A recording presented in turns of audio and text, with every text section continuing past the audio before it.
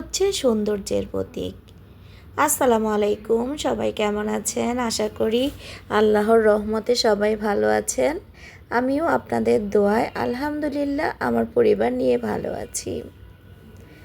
আজকে আপনাদেরকে সরাসরি নিয়ে আসলাম আমার ছোট্ট বারান্দার সুন্দর সুন্দর ফুলের গাছগুলোর কাছে। কত সুন্দর নয়নতারা ফুটে আছে দেখেন। আর আমার গাঁদা ফুল গাছের কথা কি বলবো, এত সুন্দর ফুল আসছে। আর এই যে আমার টাইম ফুল, আর এইখানে আমার মরিচ গাছে মরিচ এসেছে দেখেন, নাগা মরিচ। আর অনেকগুলো ফুল এসেছে মাশাআল্লাহ। আমার বাগানে কিন্তু মরিচ গাছ কেন জানি হতেই চায় না, তারপরও আল্লাহর রহমতে এই মরিচ গাছটা হয়েছে। এই মরিচ গাছে মাশাআল্লাহ অনেকগুলো ফুল এসেছে। তারপর আপনাদেরকে নিয়ে যাব আমার পাশের বাসার ছাদ বাগানে। খুবই অল্প পরিসরে ওনারা গাছ লাগিয়েছে, দেখতে কিন্তু খুবই সুন্দর। এই যে দেখেন গাঁদা ফুল গাছটা, মাশাআল্লাহ ফুলগুলো খুব সুন্দর। আর পাশের বাসার ছাদে বাগান বিলাস গাছ, আম গাছ, তারপর চালতা গাছ, কাঁঠাল গাছ, নয়নতারা ওনারা নতুন হয়তো শুরু করেছে, তবে অল্প থেকেই অনেক বড় হয়।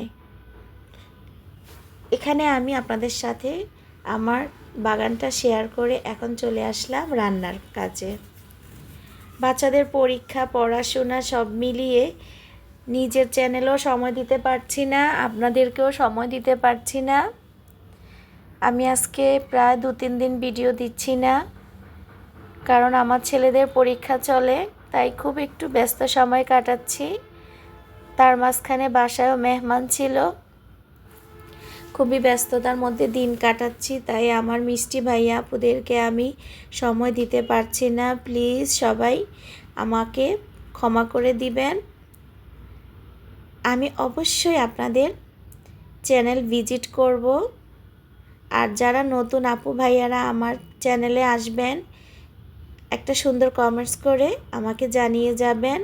ইনশাল্লাহ আপনাদের কমেন্টস ধরে আমি আপনাদের চ্যানেলে পৌঁছে যাব। ইউটিউবের নিয়ম মেনে আমি আপনাদের চ্যানেলে পৌঁছে আপনাদের নতুন বন্ধু হয়ে যাব। এটা এমন একটা প্ল্যাটফর্ম, এখানে সবাই সবাইকে সাপোর্ট করতে হবে, ভালোবাসতে হবে। এখানে আমি রুই মাছ ভেজে নিচ্ছি, আর অন্য সাইডে আমি রুটি হাফ সেঁকা দিয়ে নিচ্ছি।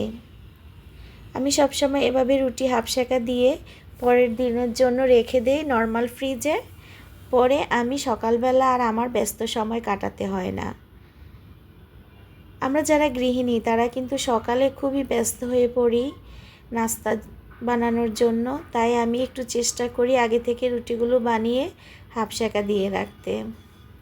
আজকে আমার বাসায় তেমন সবজি ছিল না, তাই আমি আজকে উস্তা ভাজি করছি আলু দিয়ে, আর শালগম আর আলু দিয়ে আমি রুই মাছের ঝোল করব।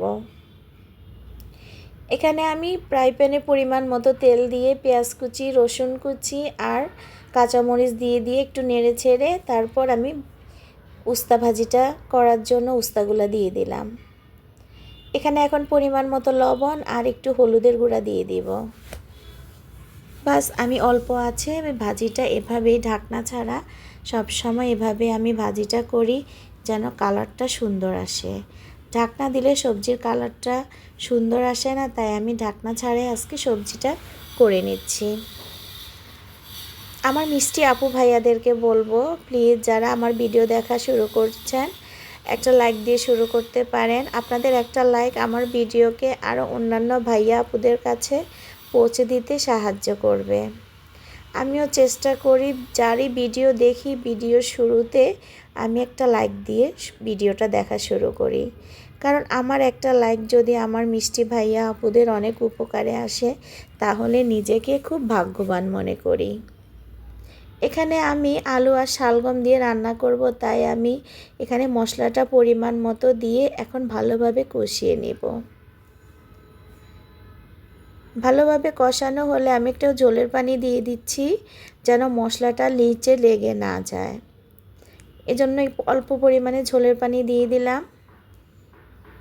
আর আজকে 2-3 দিন যাবৎ আমি সবাইকে সময় দিতে পারছি না, নিজের চ্যানেলেও সময় দিতে পারছি না, আমার ভাইয়া আপুদেরকেও সময় দিতে পারছি না। দেখেন আমার মশলা কষানোটা হয়ে গেছে, আমি এখন আলু আর শালগম দিয়ে দিচ্ছি। আপনারা যে কোনো সবজি রান্না করবেন ভালোভাবে কষিয়ে নিলে কিন্তু খেতে খুবই ভালো লাগে।